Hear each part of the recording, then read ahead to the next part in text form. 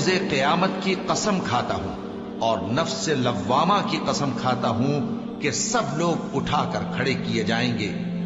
کیا انسان یہ خیال کرتا ہے کہ ہم اس کی بکھری ہوئی ہڈیاں اکٹھی نہیں کریں گے؟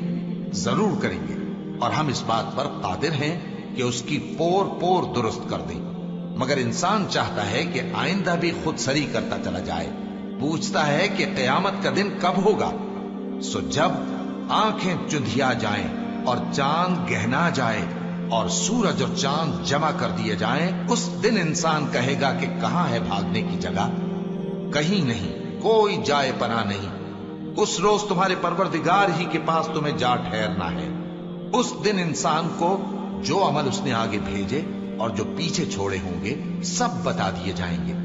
بلکہ انسان آپ اپنا گواہ ہے، اگرچہ عذر و معذرت کرتا رہے۔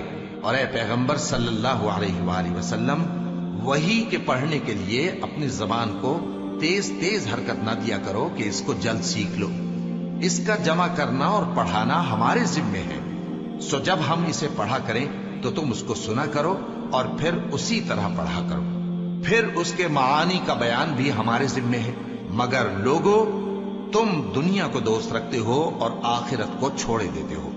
اس روز بعض چہرے رونق دار ہوں گے، اپنے پروردگار کی طرف نظر کیے ہوئے ہوں گے، اور بہت سے چہرے اس دن اداس ہوں گے، خیال کریں گے کہ ان کے ساتھ کمر توڑ معاملہ کیا جائے گا۔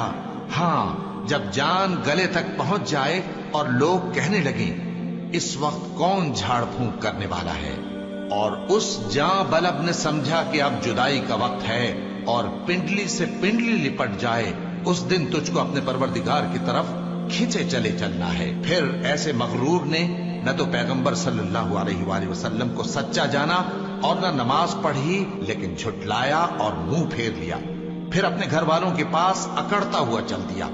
خرابی ہے تیری، خرابی پر خرابی ہے، پھر خرابی ہے تیری، خرابی پر خرابی ہے۔ کیا انسان یہ خیال کرتا ہے کہ اسے یوں ہی چھوڑ دیا جائے گا؟